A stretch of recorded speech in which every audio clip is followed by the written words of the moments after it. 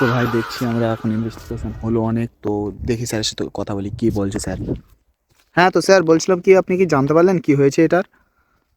দেখুন, যেহেতু ডেড বডিটি মাঠের মধ্যে আছে, আর আমরা এখানে অনেক পায়ের চিহ্ন দেখতে পাচ্ছি। এগুলো এগুলো মানুষেরই পায়ের চিহ্ন, মানে এরই হবে আর কি। হ্যাঁ, এরই পায়ের চিহ্ন হবে। পানে লুকা এরই পায়ের চিহ্ন হবে আর কি।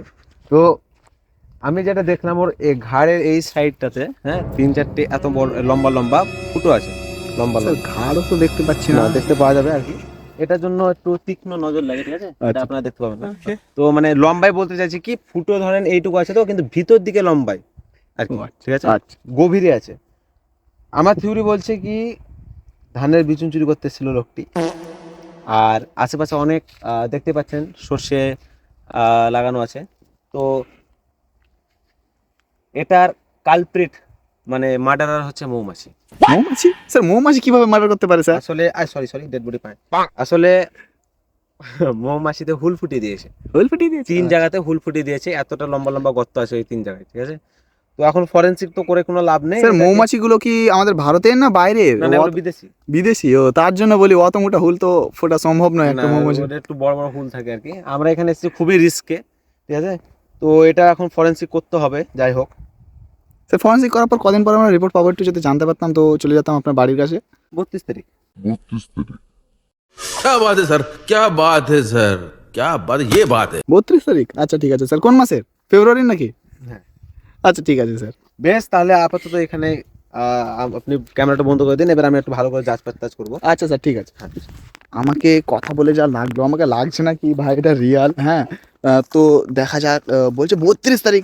ফালতু রুদ্রশকর, এরকম রুদ্রশকর তো ছিল না আমাদের। আর কত সুন্দর সুন্দর দুটো কেস সলভ করেছে, আপনারা দেখতে পারেন ইউটিউব চ্যানেলে, আমাদের ছাড়া আছে।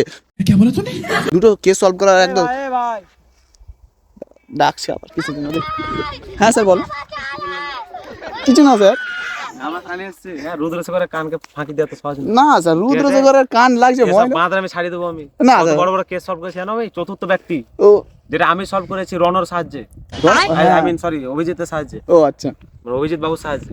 তারপরে যেটা প্রথম কেসটা আমার ছিল, স্যার ওটাই বলছিলাম আমরা কি আপনাদের যে কেস দুটো সলভ আমি দেখেছি ইউটিউব চ্যানেলে এখনো আছে যেহেতু the S R Square YouTube চ্যানেলে, কিন্তু স্যার এইসব কেস সলভ করে তো আপনাকে লাগছে নাকি আপনি রুদ্রশেখর? এখন কি অফ ডিউটি চলছে তার জন্য এরকম করছেন ব্যবহার Season নাকি? নেই এখন।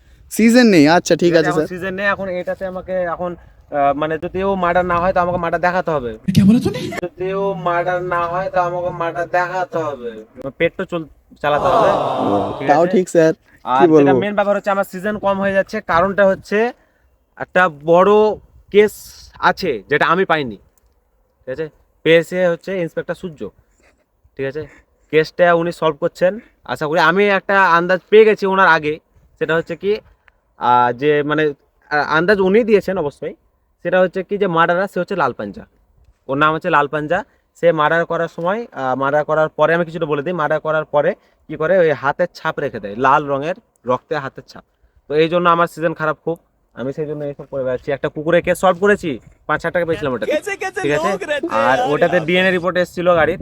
আর এটাতে এখন দেখি কি ডিএনএ রিপোর্ট আছে এই লাস্টটা, আচ্ছা ঠিক আছে? স্যার ঠিক উল্টো আছে। পাল্টা কথা আমি কিন্তু কমেন্ট সহ্য ঠিক করব আছে ঠিক আছে আজকে ঠিক বলে আছে দিলাম। ঠিক আছে ঠিক আছে। ফালতু রুদ্রশেখর, 5,000 টাকা রুদ্রশেখর ফালতু একদম। ভাই কেউ একে সাপোর্ট করো না, ফালতু।